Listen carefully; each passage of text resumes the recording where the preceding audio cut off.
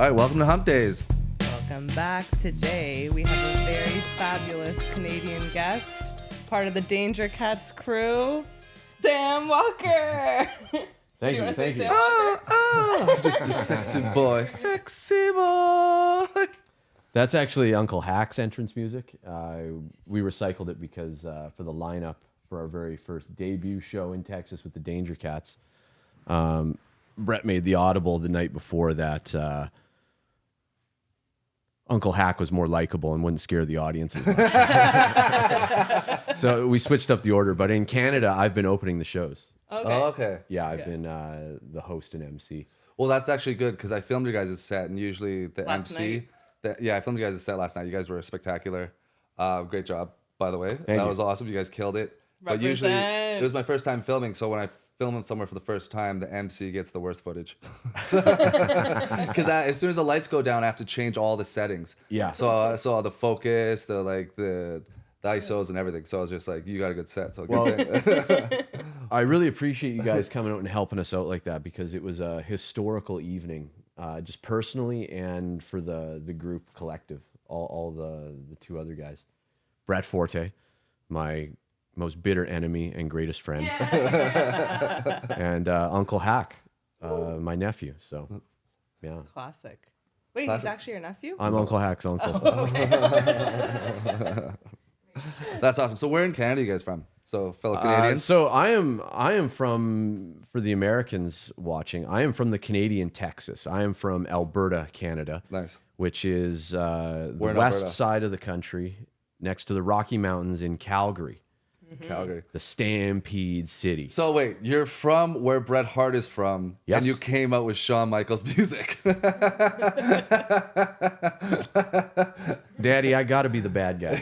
Gotta be the man. That is some heel shit right there. Yeah, nuclear heat. That's what I'm going for. Oh. Yeah. That's awesome. Well, I love your set and I love your style. It's like, I was saying to Rebecca, it's stand up with like attitude era WWE promos. So it's just like every line is gold. It's like something you'd go back to and be like, yeah, that was tight.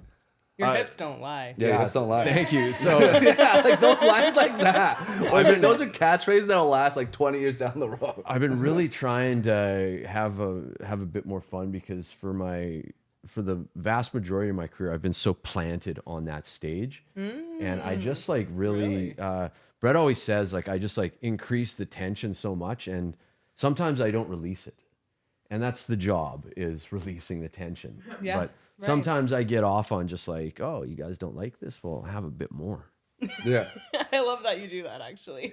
The comedians love it, but audiences not so much. But it's a lot of fun, and yeah, like if I'm going to a show, I would want to see somebody like me. Yeah. You know what I mean? Like I see so much comedy. I don't watch anything online. I don't watch anybody's special. I don't watch really interviews, podcasts. I'll see clips here and there. I know the gist of kind of what's going on, but I don't want to be unduly influenced by these guys that are, such monsters. We are all the eternal smartasses out here as well. So we're all going to come up with a lot of the similar jokes.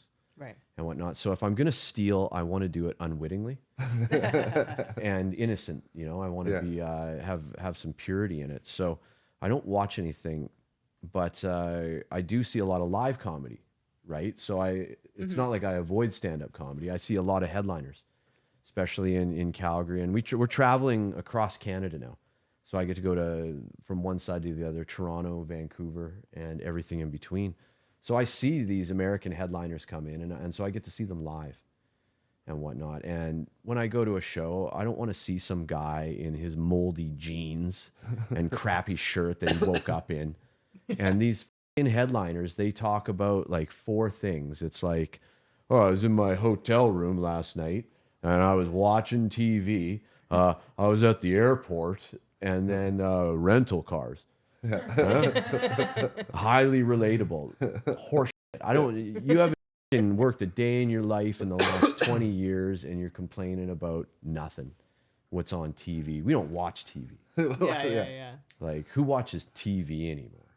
Yeah, I've noticed a lot of comics that do come to Canada from the States. They've had that same set for like that same 40 minutes, 45 minutes for like over a decade. Yeah, there was kind of a great reset that went on. I don't know if you noticed, and you're supposed to do it accordingly with your comedian material. Well, I've like that. I'd rather go into that because, like, with stuff like, we don't watch TV or specials anymore. Like in Canada, the only way to break through would be through CBC or like CTV. So like that was the type of comedy that we had to do. But now it's just like nobody likes that stuff. No, like there's people that got, like in Canada, they got on CTV like new faces, and it didn't give them a bump at all on their followers. But one person down here does a dirty joke on Kill Tony, and boom, you get you 10,000 followers. Because it's the new media, and we're blazing our own trail. So I just want to say it's a high honor to be in Austin, Texas right now with you guys as fellow Canadians. And Canada is no longer a country. You need to understand that. For the people out there across the world, you need to understand Canada is no longer a country. It is an economic containment zone. And that's what it is. And Canada is now a trap. And we must escape. If you want to be successful and happy, you have to come to the land of opportunity, which is, a bull opinion is America has fallen, and it's far, far from fallen. Yeah, we know what that is. Canada has fallen. We don't have a prime minister anymore. We have a dictator blackface. Yeah, on many different levels. But what's your favorite Trudeau story? Like, what's your favorite scandal of his? Fucking favorite true story was when Matthew Perry and the boys beat the shit out of him. That's true. Matthew Perry used to bully him a lot. Yeah. Like, Oh my God. Yeah. and that's why when Trudeau did When that you were whole acting school or? no, they went to the same school in Ontario. went to- they went to the same private school. They went to And- private school in Ontario. Matthew Perry was a tennis star. Yeah. He was Oh, he okay. was a prodigy on that, and he was very accomplished. And so he would have had a wicked backhand Yeah. pimp slap. right on that bitch's Not- face. Oh yeah, I could just imagine fucking little Justin terrorized by Chandler Bing. Yeah, because I think Chandler's a bit older than him. Yeah. Matthew Perry's a bit older than him, so they did bully the kid because Couple he went in years. there smug as because there's no way I he know. was not. And he would have been king shit, dude. Yeah. He would have been king shit. And also, what people in Canada fail to remember is the history of the Trudeau family. Pierre is not Justin's father. That's a proven scientific fact. Just look at the photos. It's Fidel Castro. And the timelines add up. They'll debunk it on Snopes, but I'm rebunculating it right now. Well, his mom was a massive whore. Like there was a whole story back in the 70s. Yeah, she was a good time. It was a good time. Well, so hey, not that there's anything wrong with that. She was well liked. I'm a big Reagan fan, and so was Nancy Reagan. She was known as the throat goat. So it was just like she was. They called her the throat goat. Yeah. So, but with Trudeau, like his mom, like they had to get the Mountie police to get her out of Keith Richards' hotel room back in the 70s. Oh yeah, and I've seen pictures. I've seen pictures of her hairy cooch on the internet. Man. Oh, really? Yeah. She's sitting there with no panties on. And what people It was the also 70s don't and they're know, French, so she get it to pass. when Lil Justin was 5, he was diagnosed with bipolar disorder. Really? And people don't remember that, but he was already mentally unstable at a young age and groomed for his position and power. And he's a prisoner of office.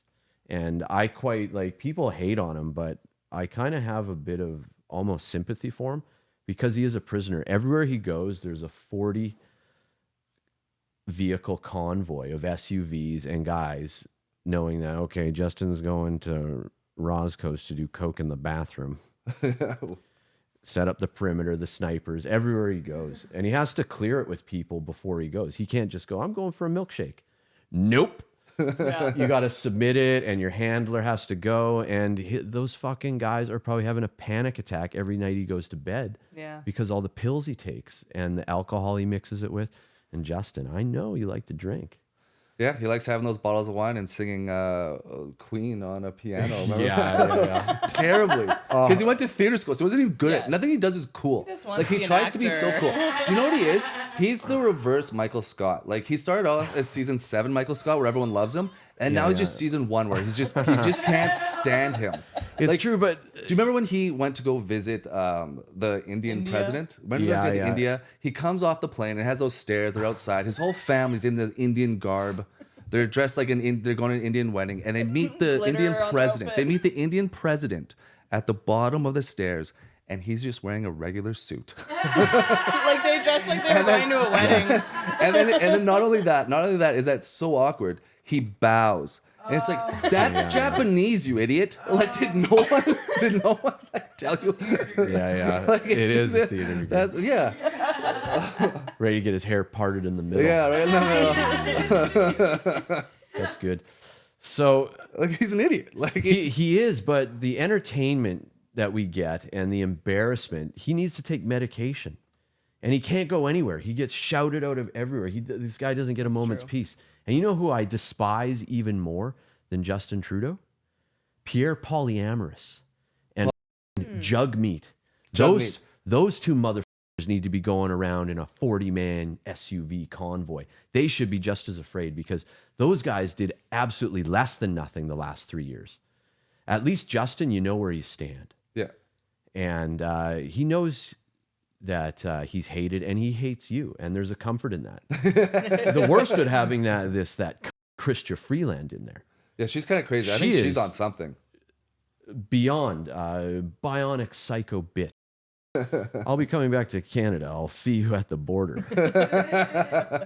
I got a visa now, so I'm. So you're gonna be back and forth more. Yeah, we're gonna be touring down. Like, we are fucking legal. We made it, and this goes back to your CBC, CTV, and JFL.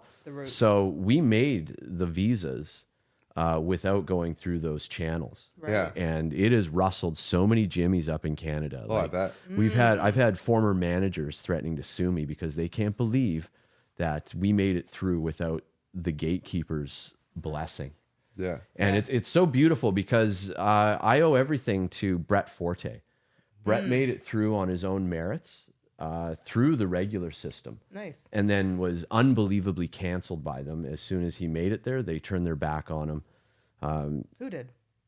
Everybody in the industry. Oh. Like Brett did a joke and got 1,000 death threats Oh my God. from the joke. We'll talk about that at another time, but he's got a storied history of being canceled in Canada. His CBC Gem special yanked within 12 hours of it breaking during lockdowns. Probably the only one worth watching too.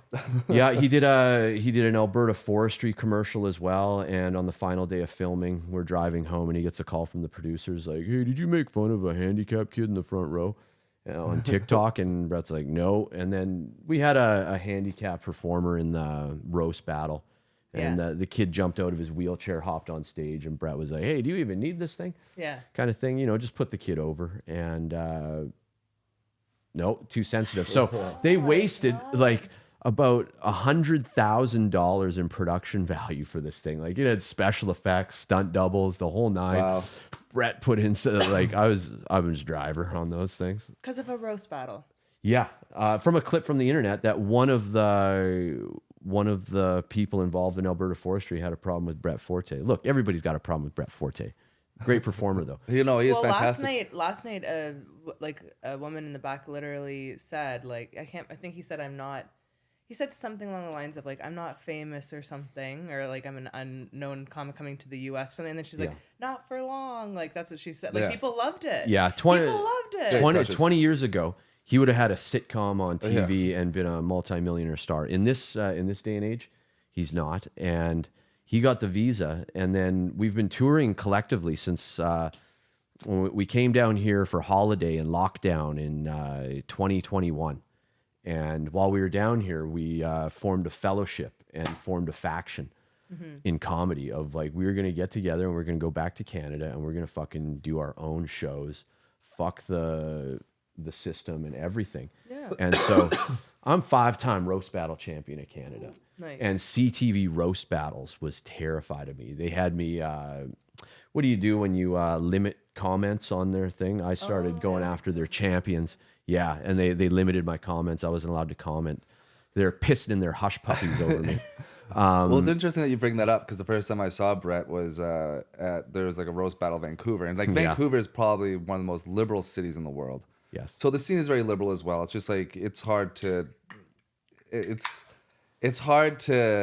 be edgy in that city, so to speak. So the Vancouver people thought they were very good, and like, a lot of them did make it onto CTV. Like, if you want to make it on a clean cut network, then like that's the route you go.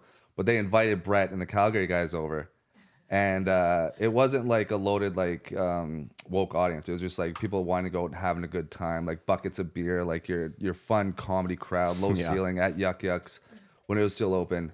And then the Vancouver guys go out, and then Brett comes up and absolutely destroys them. It's just like it was just like they looked like they were gonna cry. It was just like we haven't heard these words before. Looked like. And it was just like sometimes like when someone goes dirty and like says the things that like you already think but you think you can't say, it's just like having a Thanksgiving dinner and then being able to just like under your belt afterwards. It's like, oh, it's so relaxing. Just like, yes, thank you. And it's like I think that's what your guys' humor does. Like you go out there and you just like it's just this unfiltered comedy, but it's like really well done. It's really smart, really intelligent, and it's just a lot of fun. And it's just like so refreshing. And it's just like having been in Canada and having to go to that CTV, CBC.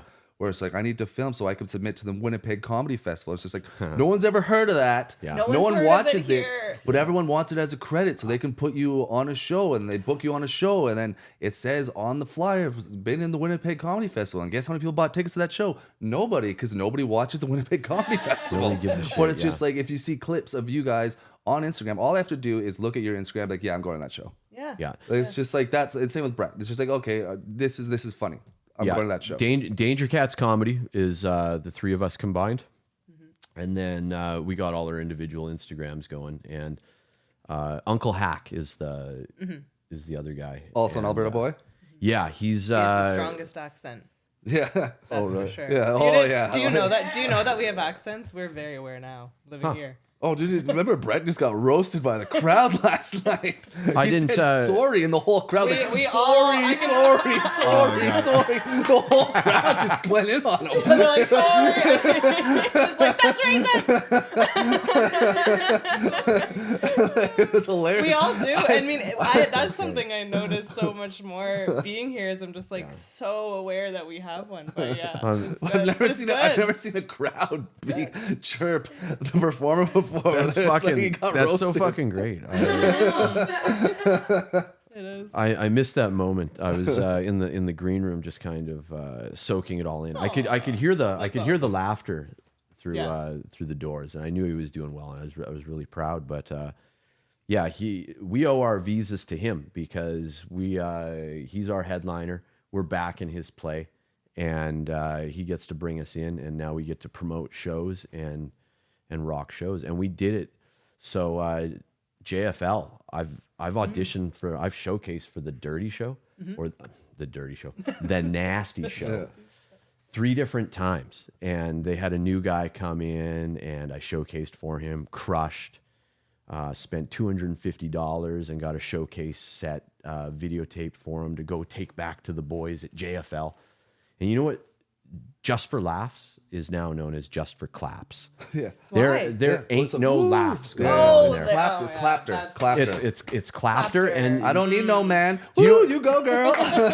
you know what these sons of bitches did? They had a vaccine passport system at Just for Laughs. So anybody that performed at JFL in the last 3 years, we all know your private medical history.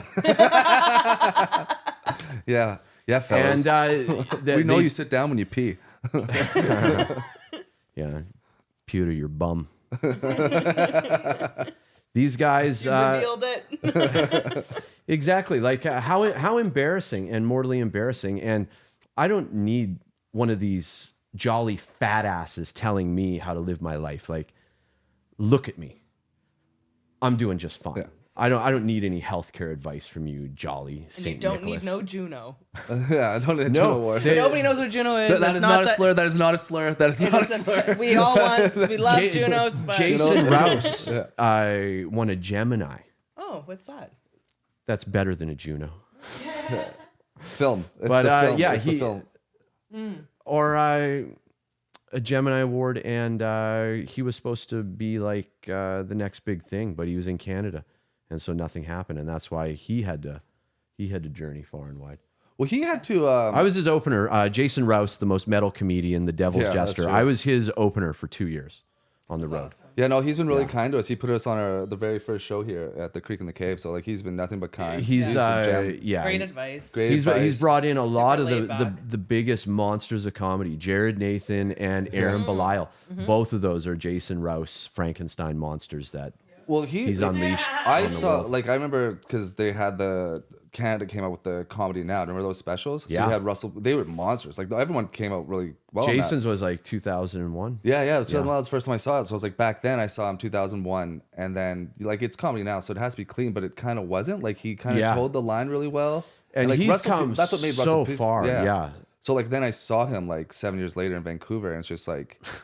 He comes out of the gate and asks this old couple if they've ever been fisted. Yeah. So it's just like He's it's just like so versatile, and it's like he's legendary. legendary. Yeah. Like it's just legendary. I'm like, oh man, this guy's epic. Yeah. And then coming down here and put on a show is just So awesome. I owe my career to Brett Forte and Jason Rouse because Brett was leaps and bounds ahead of me in his career. He was working and traveling right away. Very versatile. He can work clean and he can work obviously dark and dirty.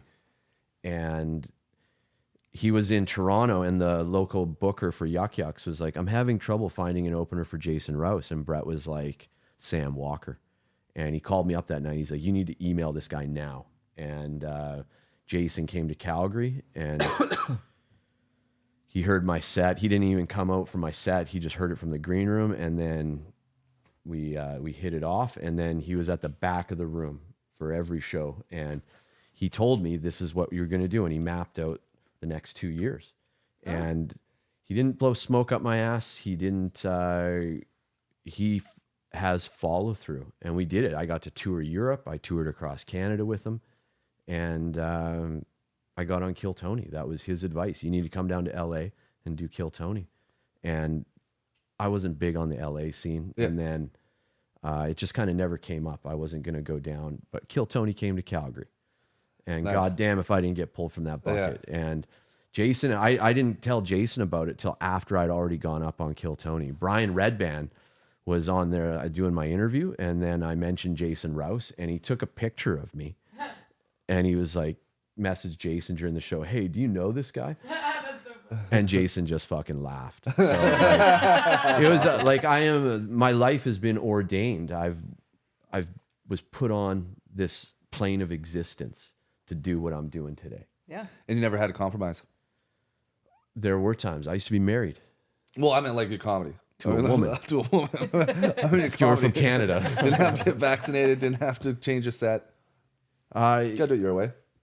Yeah, and that was because of my age that I got into comedy. I was already established in my life. I'd already succeeded in life and survived long enough, and comedy was the last truly terrifying art thing, because I'd been an actor, I'd produced, I'd directed, and I'd done all this stuff. But I'd been in theater, but I hadn't done actually stand-up. And an actor's resume is suspect at best. Yeah. And I could still never bring myself to put stand-up comedian on there. So I was sick of writing for other stuff that never got off the ground. And so 2015, I was like, that's it. I'm going to write for myself. And I started writing my first 5 minutes and never looked back. Like everything's just opened up. And we got acting gigs now. Like we're getting cast in stuff. We got a film. Sick. That's great. Brett and I just finished filming a movie up in Calgary, locally produced, independent, because of all the strikes going on. All these actors and their bullshit. Don't want to be CGI'd for the rest of your life. Why'd you get in the business? Why'd you get in the business? You want to live forever. That's the name of the game now. And also, there's vaccine passports on movie sets and stuff like that now. But these guys didn't play that way. They did it independently, and we got something special. It'll be coming out in the spring. Working title right now is Retail. It's set in a furniture store, and it's about the customer always being wrong. And reading the script, I chuckled, but it was the producer and the director. These are all stories that have actually happened to them over the years. And so it's based in reality. This isn't fantastical stuff. So then it became even more real and special. And Brett did a tremendous job. He's got one of the principal roles, as do I. Nice, so that's awesome. cool. And That's yeah, exciting. it was great. We filmed it last October. We had a problem with our venues all canceled on the month. We were supposed to be doing a theater tour through Cineplex, and like we toured all across Ontario in Cineplexes. Oh, sweet. Yeah, we did like 18 shows while we were out there. It was crazy. A month on the road, and that showed us that we got the jam to fucking do it. Yeah. We didn't miss one goddamn workout while we were on the road either. That's awesome. We stayed healthy. You guys have a system. Yeah. Well, I think that's great. Like that's also like something which should be commended. Where it's just like a lot of comics, they think they're in it alone, and like, oh, I need to be the next best thing, and then I'll be able to get into Burr's crew. I'll be able to get into Norman's crew. It's just like, you're all about it's all about the people you come up with. It's just man. It's all about your crew. Like who are you coming up with? Who are you helping? What that's your crew. Who you're growing with together. Because then you get to that next level. So it's kind of like golfing. It's like you're playing against yourself, but you want to play against the best golfers. Yeah. And you're all together here. So just build it that way. So like what you guys did is like fucking awesome. Yeah, so because you guys are just getting better together. You're just golf is a great analogy for it because if you show up to the country club and you're all by yourself, they just put you in with another twosome or threesome and make a foursome. Right. And yeah, we're a trio, man. We're the fucking NWO of comedy, and we're coming straight at you. And it's terrible to see all these people struggling and going it alone. But fuck you. Yeah. Well, a lot of times they do it to themselves. It's just not like it's like they're. I don't know. Like a lot of them are socially inept, or like they're just like they really are. There's a couple guys that I really enjoy their comedy, and I get along with them personally. But seeing their interpersonal skills, hilarious. They hurt people's feelings unwittingly. Oh, yeah. Burn bridges. They can't communicate with producers and stuff like that. And it's just like, oh, it's too bad. I know. You're a comedian. You're a professional communicator. You think you could do that with Avis car guy. Yeah. I know. Sometimes you have to realize too, like you can't, like sometimes you go, oh, like my feelings were hurt by that. But then you're like, that's probably just one of those guys. Right? Yeah, that's what I'd explain to her. I have to be like, oh, it's just one of those guys. Like, I'm just gonna let that. Yeah. sorry, because I started before her. So like sometimes a guy would say something to her, or someone would say something, and she's like, "Oh, did I like say something mean or something?" I'm like, "Oh no, he's just retarded." and then you start to pick up the pattern, and you're like, "Oh, okay." Like they just don't know. Yeah. She's like, oh no, he's right. Yeah, he is retarded. Like it's that simple. She's like, it can't be that simple. I'm like, no, yeah. Autism runs deep in this community. Oh my God. Yeah, it really does. No, I'm just. Well, that's been the pure joy of this is Hack, Brett, and I are true brothers and friends, and to get to travel like we do together because with comedy, you make it to headliner. Yeah. And then if you're a working comedian, you're gone pretty much every weekend, and on the weekdays, if you're traveling, you're hitting mics and stuff like that. You're getting around, but basically, the way these industries work is with the booking is like you're the headliner, and then you get to the town, and there'll be a middle and an MC, and sometimes you're traveling with them, sometimes you don't. So the variables are always changing, and I can't imagine having to travel with some guy that's late. Or or you don't get along with, or has bad hygiene, or whatever. Like any number of things can drive me nuts. And for the most part, I don't like a lot of comedians. Like it's not like, oh, you're a comedian, you're a cool guy. It's like you do still have to be an authentic, real person. I'm just not going to like you because you get on stage and jack off on your open mic for a little bit. That doesn't make you special. It's cool that you guys have. Not only just like get along, but you're also like doing things like working out, sticking to we all writing, like crack the whip on each other. Some harder than others. Well, maybe that's why a lot. Now that you mentioned that before, like, and how a lot of comics go up there. Oh, the airlines, rental cars. It's because they're just lonely guys. They don't have. They got fucking nothing going on. They don't have any friends to go out with. So you guys probably have a lot. Like you guys probably have some good road stories. Like oh yeah. What do you got? Yeah, we got it. Like. The other thing too is they've tried to cancel us like innumerable times. Which is the worst city for that? British Columbia. Yeah, right? Yeah, BC. Fucking lawless. Yeah, Vancouver is a That's where we bubble. started. Vancouver is a bubble. Like that's not reality. That's No, like it's not. that's fantasy land. Yeah. And they live in their little bubble. But once you get out of it, you run into regular people. Yeah. Except if you're a tax-paying citizen in BC, you get punished. Yeah. Literally punished. Like Yeah. you can't make an honest living out there. Nobody Yeah. just has one job. Everybody's got like 5-6 hustles, and everybody's miserable. We did House of Comedy out in New Westminster, which is like an attached city to Vancouver. Yeah. And yeah, and then we were touring the interior as well. We were in like Castlegar and some other it escapes me, but we're driving through the interior and just seeing the people on the streets, and they're like that's true. fucking miserable. Everybody's got a sour puss on their face. Yeah. Old people working jobs. Yeah. And it's just like, it's terrible. It was really bad. It's like a gorgeous city, gorgeous looking. Yeah. And then everybody's kind of sad. It's so interesting. I lived out there for 5 years, Yeah. from 2006 to 2011. And it became to me like a third world country Yeah. because everything was so beautiful and extravagant and gorgeous, but it was out of reach. Mm-hmm. It was out of reach. I worked the hardest I've ever worked in my entire life for the Yeah. least amount of money I've ever made in my entire life. I know that's the big switch here is that people can actually, like in Canada, you don't necessarily think you can actually make a living off of comedy, and then here you're like, oh, you actually You could can see the really, path. Like you truly can see a make path. Yeah. a making good it. amount of money. What's the biggest difference you've noticed from like Texas specifically versus somewhere like Vancouver or in Calgary? I'd say the weather. No, from a comedy perspective. Yeah, see, I haven't spent a lot of time out here. I'm getting the temperature, but That'll change. They loved you guys last night. Like you Yeah, guys are gonna they be coming loved it. back. You guys crushed it. yeah, and for that being our first show and nobody knowing who the fuck we were, and to be able to pull an audience, like we were just shy of 69. We had 68 in that room last night. That's awesome. Yeah, and for a first time, we couldn't ask for anything more. And I'm so honored that you guys came and videotape. But there was some times where we're looking at ticket sales and we're like, ooh boy, going from of the like game. a sold out show at the comic strip in West Edmonton Mall Yeah.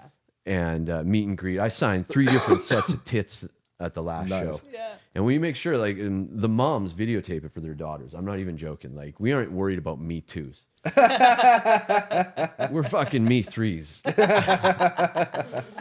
And that's kind of how we survived the cancellations. Is BC? We had a tour booked, and somebody complained about a roast joke that Uncle Hack put out on TikTok, and immediately all our dates pulled. Oh my god. Immediately. And then the producers, hey man, if it was up to me, I'd have you on. But the owner got some complaints from fucking Ontario. We're in BC. That's like 2,000 kilometers away. Yeah. Nobody gives a fuck. Nobody's coming to the shows, and nobody complaining is going to be a patron at your bar. I know. I just don't like that they listen to the complainers. That's what's so frustrating is that they just take it seriously and side with them all the time. Well, what we started doing is using that as our adadvertising. yeah, That's a good idea. Yeah, Yeah, and so that's just negative smart. reviews, you're going to eventually make it on a t-shirt. We're working on that. Yeah. Go to dangercatshop.com. We have new shirts, new merch. It's blowing up, and we aren't grifters. We ain't fucking around. They're good quality. And Uncle Hack, Brendan Blacure, as he's known as in the world, he's the founder of Danger Cats. Nice. It was a clothing brand that he started when he was a road dog patch worker working up in the oil patch, burning the air blue on his YouTube videos, and got a massive following, started doing these t-shirts, and he's a true iconoclast. Look for the blackface Trudy. Oh, it's great. Yeah. I hold on to my Danger Cats merch too, because there's people coming to shows that bought shirts from a line he did 5 years ago. Oh, that's so cool. And he's very adept at it, and we're gonna really up our game. We all got Well, the shirts you guys were in last night were pretty funny. So you had a take on the AC/DC logo. It was like DC 69. Yeah, that was mine. And Uncle Hack had the Guns N' Roses Appetite logo, but it Yeah. was the Danger Cats and the guys' heads on it. That was pretty dope. Once we got canceled in BC and weathered the storm, we rebooked with venues that understood that we have record liquor sales. We have set multiple records at venues. The Castlegar Casino, we blew our last record out of the water by 2 Gs. That's a great point. That is a great Last point. time. That is a great great. point between woke comedy and your guys' comedy. So It's like when woke comedy doesn't make any liquor sales. So if you're gonna book woke comedy, you're gonna be selling a lot of coffee and like just tap water. Get your lentils, get your lentils ready. Yeah. Make sure there's toilet paper in the bathroom. Yeah, exactly. Yeah, get the comment cards out so they can complain. So we reassessed, rebooked, and then did an even bigger tour, and we called it the Spite Tour. We're like, this is the Spite Tour. And then on the road, I was like, I've always been a huge mark for Guns N' Roses, and I was like, appetite for spite. And then it became I forget what his handle is on Instagram right now because he changes it so much, but I think it's Pablo Puenticles. He's a tattoo artist in Calgary, very acclaimed, and he did the design for that. He did it. He made that appetite for spite and put our 3 fucking skulls on the cross. That's sick. And we just got that T-shirt in. Brett and Hack got the 2 physical copies. I'm waiting on mine because I can't wait to rock it because it's so. I call him an iconoclast because he takes popular culture and turns it into something. Like he's made hockey jerseys, baseball jerseys, dirt biking gear. They got Danger Cats gloves, and I'm a full patch member now of this thing. Like he started it, but we're representing it, and Brett is our fucking. He's fucking Captain Highliner, man. We'll follow him into the depths of hell. Miss Avalon. Speaking of your iconic looks, we're dying to know. I don't know if you're ready to show the world, but we kind of want to know what's in your fanny pack there. Look, everybody wants to know what's in the fanny pack, and there's a standard answer to that, and it's condoms and Vicodin. But everybody knows I don't use condoms. And if you want to be this sharp, you don't do Vicodin. But yeah, like. I've been rocking a fanny pack since, well, when I was a kid, it was, I grew up in the 90s. I came of age in the 90s. I was an 80s kid and then came of age. And so fanny packs were very cool. Yep. Neon and all that stuff. They're back, you know. Well, in 2006, when I started, I was married and we were traveling, having a good time, is you need all your fucking shit right on you at the airport. Yeah. And I'm not putting my passport in a backpack. So I started wearing a fanny pack when I'd travel. And it was a big joke. Everybody had a good laugh, but I had it for a considerable amount of time. And then with comedy, I started traveling on a regular basis.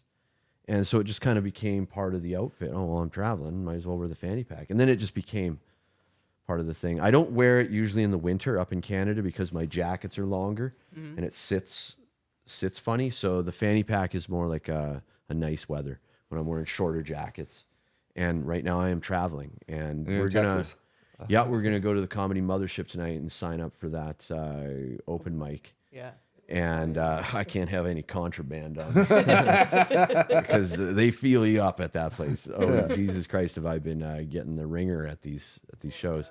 Jason took me to Jim Jeffries the other night. Oh, nice. And I set off the metal detector. And he's halfway up the stairs looking back at me like, fuck, why do I bring this guy anywhere? Yeah, and they're like, can we open it? Can we open it up? Yeah, any weapons? Just my mind. And they felt me up. She's waving the wand on me. What's in this pocket? Well, fucking... Actually, condoms in this pocket for the boys. You never know what's going to go on. You might need to hoop some drugs. Did I say that out loud? I'm a comedian. These are all jokes. But you come prepared. So I have everything in here that I'm going to need for like 24 hours kind of deal with, not deodorant, but like stuff like that. And, I do have something I want to show. Tight real estate in there, but I got a super fan and friend made this wallet for me before I came down. That's awesome. Bail money holder. Bail money holder. and it opens up to Sam Walker, personally ingrained. That's sick. And That's awesome. Walker on it too. Yeah, that's Danger my Cats. other leather guy. My other leather guy. Crowtown. I got multiple leather guys. Yeah, he made it for me. He's a super fan. Fucking poor bastard got I think it was like bacterial meningitis and paralyzed. Oh my god. Yeah, welder, and so lost paralyzed from the waist down, and not by stupid bullshit. Like he just fucking got a raw deal. But the guy is a meme terrorist. He goes around in his wheelchair. He's got air horn lights and all sorts of stuff on there. And he was coming to our shows, heckling us. And believe me, we encourage some heckling at a Danger Cat show. He didn't get booted. And, for the booting videos, it takes a lot to get booted from a Danger Cat show. So rest assured, when we're doing it, that fucking guy deserved it. And a woman. We're equal opportunity. But Awesome.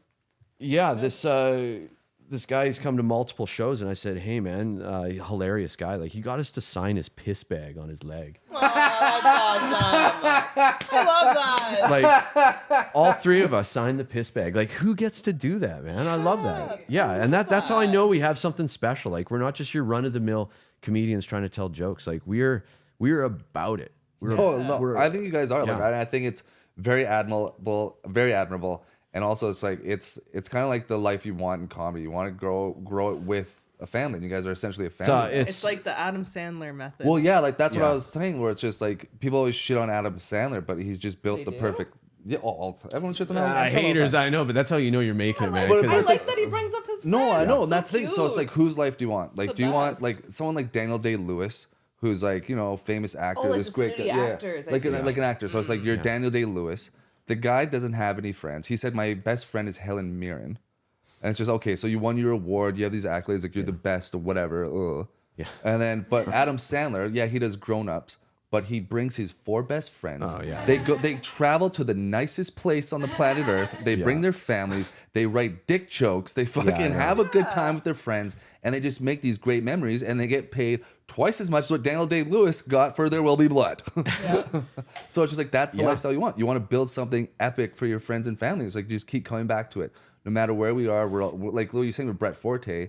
Whereas like he's the first one to break through, but that's like the Sandler method, where it's just like I broke through first, but now you got Spade, you got Rock, you got brought Kevin us James, in, he brought everyone in and he together. he did not have to. No, he did Brett, not. Brett That's could be out on his own doing just fine. Like he's opening for Schaub all across, and they're crushing. They're having a good time. So Brett's running his own program, but he is a Danger Cat, and like we love fucking doing this. Like Rubbin's racing and living tight creates content, and we know this. The closer we are together, the better the content goes. So keep an eye on us. We're gonna there's gonna be Danger Cats.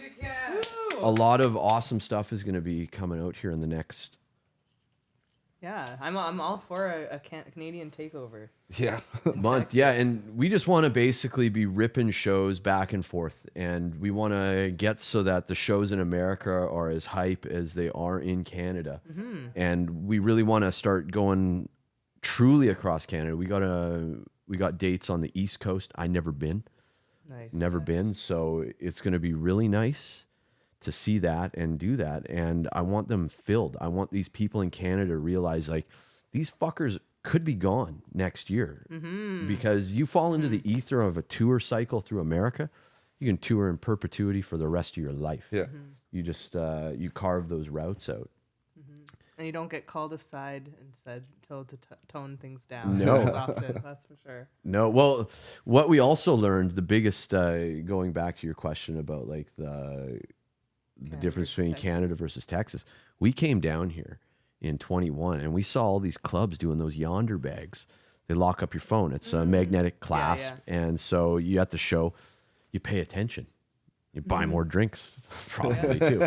But it was like, oh man, that's so sweet. And then nobody's fucking with your material. You're not burning jokes on the internet by some asshole. So it was like, we went back to Canada and bought yonder bags. Yeah. And so now we're the only guys in Canada doing this. Yeah. When you Okay. come to a Yeah, Danger that's Cat right. I show, didn't think we of that. lock up your phones, and we have a door guy. Oh, that's brilliant. He does it. Yeah. That's brilliant because it makes it feel special too. It's like, oh shit, what are we about to hear? Like, what are we about to hear that we can't have our phones? Like, that the anticipation is so much better for that. Yeah. Oh, that's brilliant. And we actually have never done a show.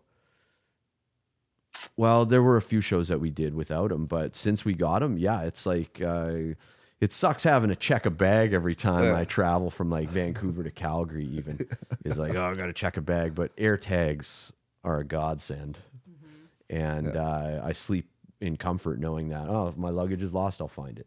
Yeah. It's got the air tag. Yeah. No, those young, yeah, because in Canada it's so like censored, you can't really say much as a comic up there. So it's just like to be able to like. No, there's Let a big them know. Like when you go to shows, Yeah. everything's like, like very woke and PC. So it's like for the audience to actually have their bags, like their phones taken away, and them thinking like this is gonna be good. This is like, and you guys deliver, so it's great. big. And they can't cancel you.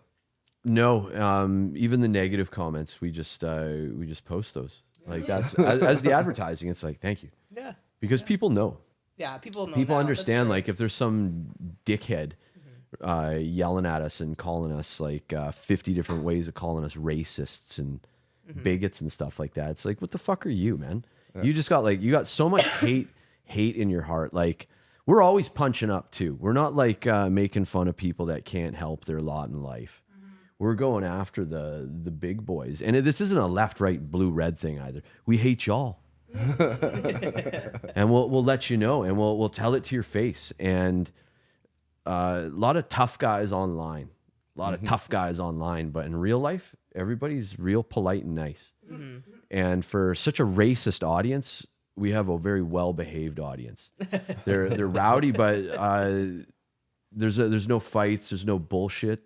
It's just always it's a good time. And these people, they have kids as well, and so they're coming out, and then that was what we put on our visa application. Is like we ain't got the credits, but we got the fucking receipts.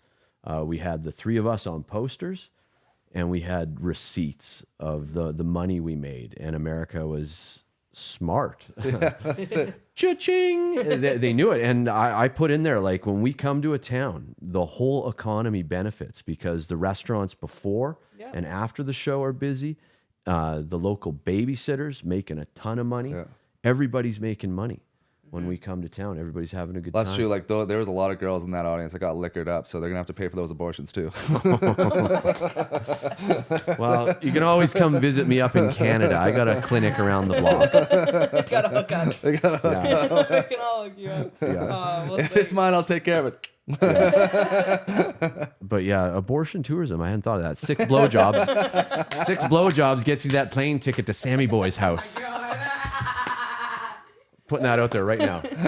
And with that, Sam Walker, what do you have to plug? We got a big show in Plano, Texas on, I think it's December 3rd at the House of Comedy. Yeah. So we got a little bit of runway there. So if you got folks in Plano, please get them out. And also Round Rock. The date got switched because of American Thanksgiving, though. So just check on Danger Cat's comedy and Sam Walker Live across all platforms. There's ticket links and on my Danger Instagram. Cats. Yeah. Yeah. Awesome. That's awesome. Yeah, dangercatshop.com. That's for merch and tickets, anything going on. Rebecca Elfie, absolute pleasure Thank to you, hump buddy. on Humpdays. All right, thanks Thanks so everyone. much for coming. Peace.